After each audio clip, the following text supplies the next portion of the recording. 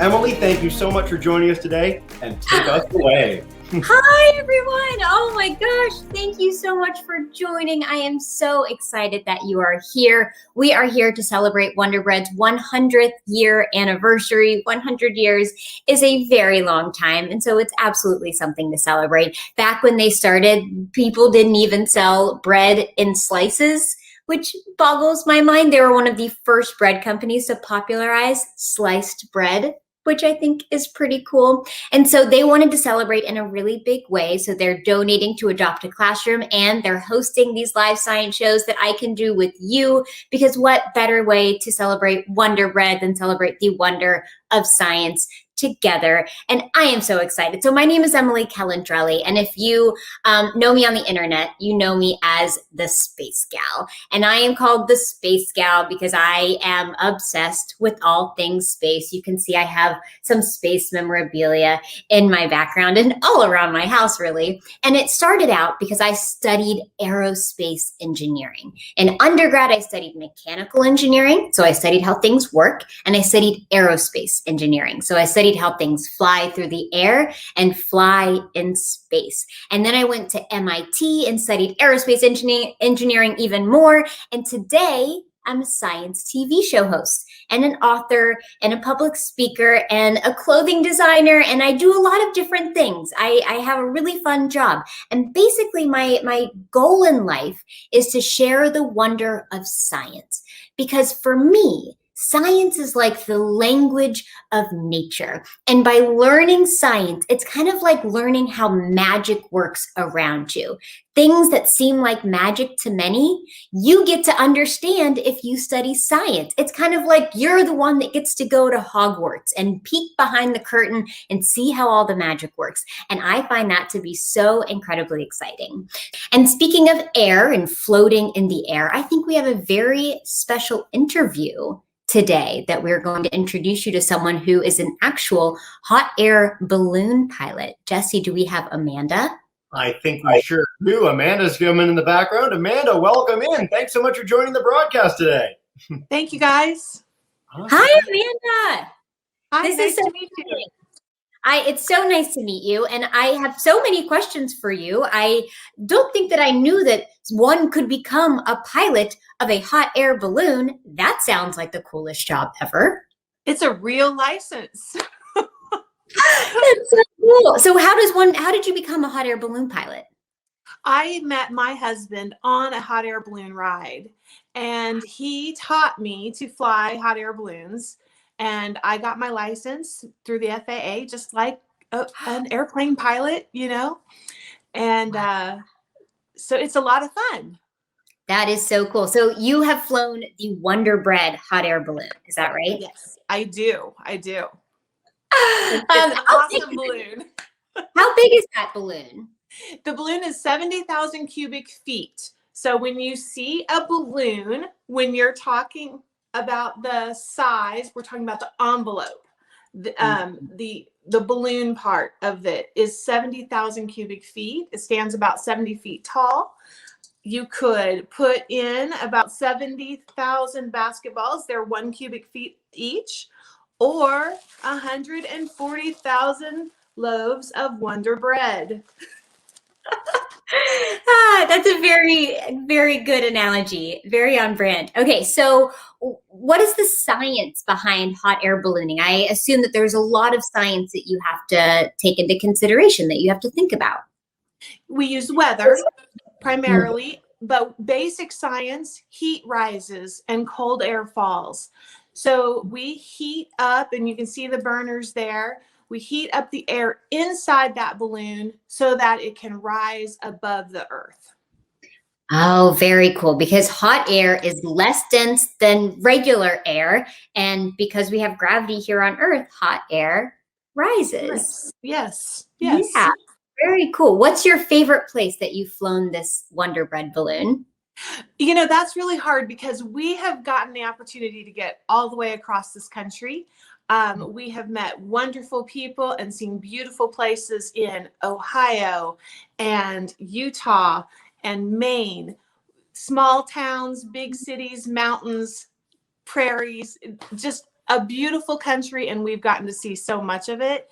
The biggest balloon festival in the world is in Albuquerque, New Mexico. 500 balloons. That's a lot of balloons all in one place.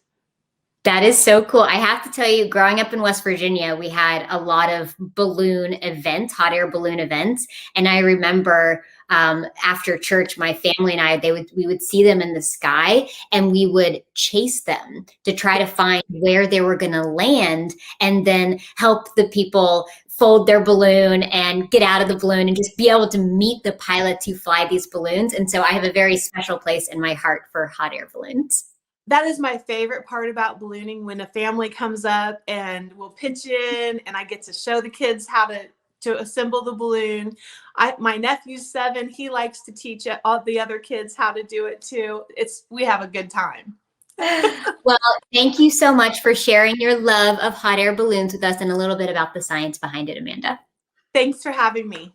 Yes, of course. So now what we are going to do is join in on the wonder of science, and we're going to add a little color this time. So if you joined us in the first presentation, that one was all about we had rockets, and we had an egg in a bottle, and we had lots of very cool stuff. This time we're adding a little color to the mix. And the first one we're going to do is milk fireworks. And I love doing milk fireworks because this helps us understand why soap is so useful in washing our hands. So if you have oil on your hands and you go to wash your hands with just water, it doesn't work very well, right? It just falls right off. That's because oil and water don't mix. They don't want to be friends, right? They don't mix at all. And so I'm going to go ahead and set up my experiment here. I have my plate, and I'm just adding some milk to my plate. And milk is really interesting because it has both oil, it has fat and water. So I'm going to add some food coloring to my milk plate. And this is just so we can see the activity that's going to happen when we add our soap. So soap has a lot of little itty bitty chains of molecules where one end loves fat and one end loves water, okay? One end loves fat and one end loves water. So when you wash your hands with soap, one end of those chains grabs onto the fats and the oils in your hand. And then when you add water, the water in the soap falls off your hands, and it takes all that oil and dirt and fats with it. So let's watch that in action, because remember, in milk, there's both fat and water. Right now, they're not mixing. They're just staying put. But we can make them mix and dance and socialize and interact just by adding soap, because this has little itty bitty chains of molecules where one end's going to attach to the fat and the milk, and one end's going to attach to the water in the milk, and it's going to make them dance. So let's go ahead and see that in action in 3, 2, 1. Da, da, da, da. You see that? Look at that. This is a really easy one to do at home. You really just need milk and food coloring and soap. I'm just using dish soap and a Q-tip here, and you can just do it over again and again and again. And look at those fats and oils dancing around in the plate. It's a really, really fun one. I love that one. So that's why soap is so good at washing your hands. So this next one we are going to do, let's see if I can move this without spilling it. Usually I end up with a bunch of colorful milk on my floor. So this next one we're going to do is called elephant toothpaste. And if you watch Emily's Wonder Lab, you know this as horse toothpaste.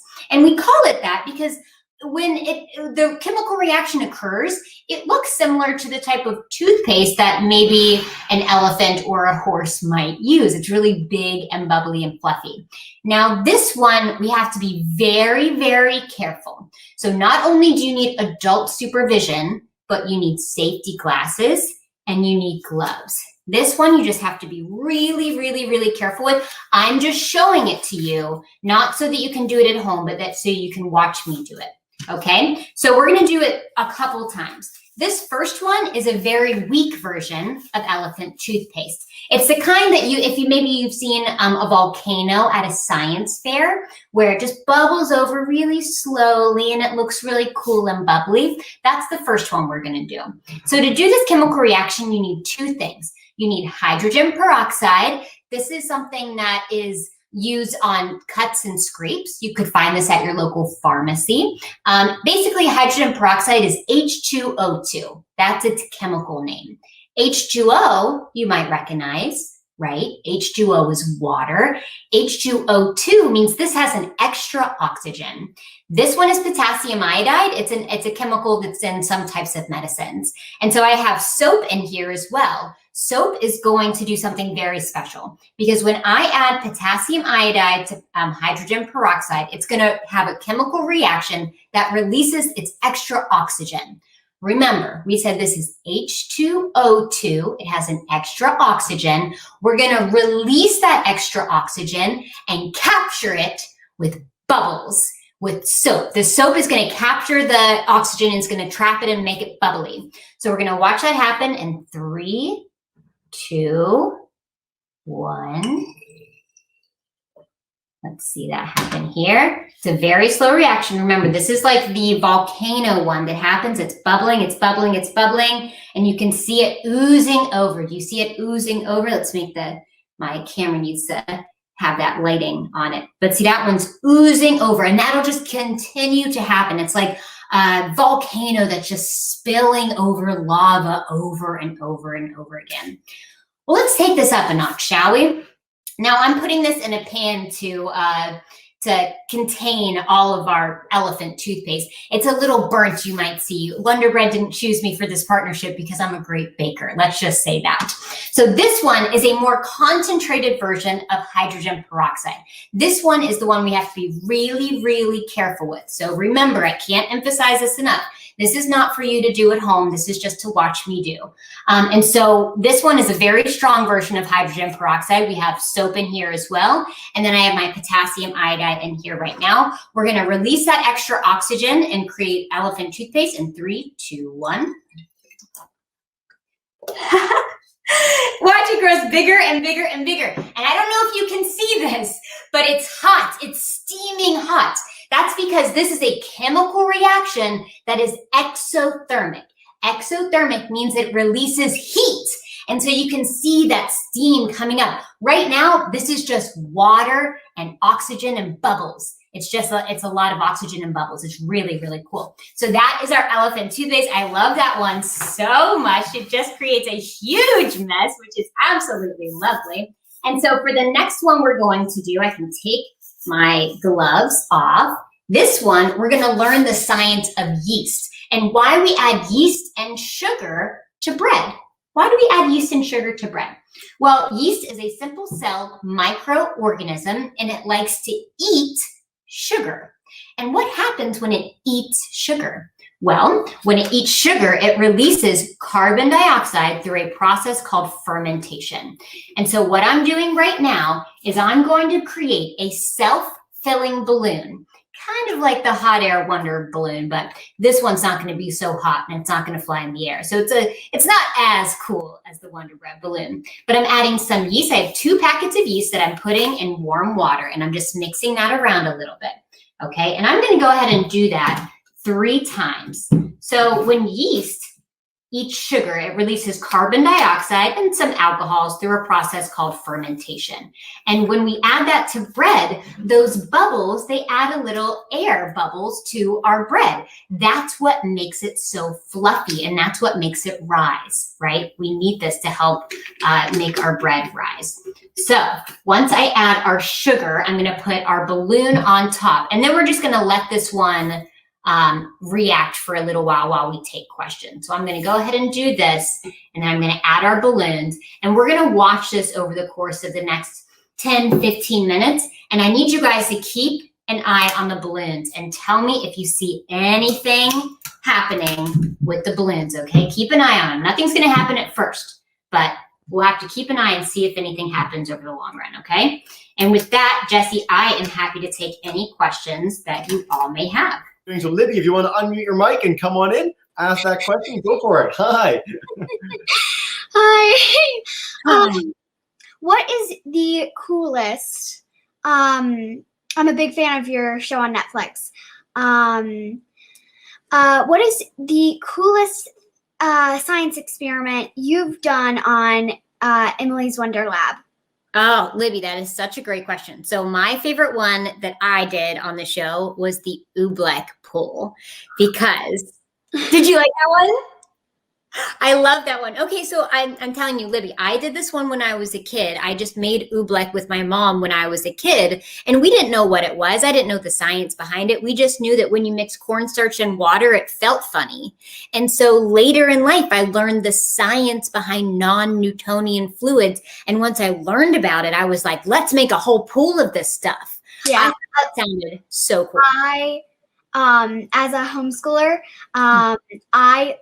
I want to make oobleck so bad, and my mom's like, "Yeah, let's do it." And then let's do it tomorrow. And then tomorrow comes, and I'm like, it's something else. Messy.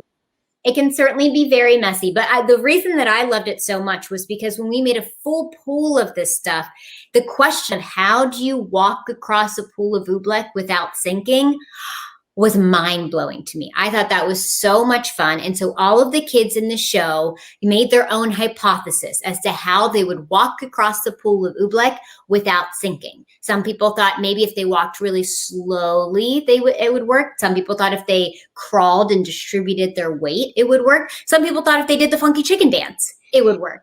And so they all got to test out their experiments. And I thought that was so much fun to see that in action. I want to go to Miss Young's class now. They're grade 1s. They are juniors in Thomasville, Georgia. Hi, Miss Young's group. Hi. Hello, Ada Lace. Is that Ada Lace herself? What inspired you to make this Ada Lace on the case? Oh my gosh. Well, first of all, you look exactly like the main character. So I think that I have just decided what your next Halloween costume should be. Ada Lace is someone who I wish that I was like when I was a kid. When I was a kid, I was a little unsure of myself, and I was a little scared to try things that were hard because I was afraid of failing. And so there were some things when I was little that I didn't even try to do because I thought that's too hard for me. I'm not old enough to do that. I'm not smart enough to do that. But Ada's not like that. Ada's like, I might not be old enough to do this. I might not be smart enough to do this, but I'll learn. I'll learn how to do it. I'll find someone to help me to figure out how to do it. And she's someone who just goes after things that are fun and challenging, and she challenges herself all of the time. She works with her best friend Nina to solve problems, while Ada is really smart with math and science.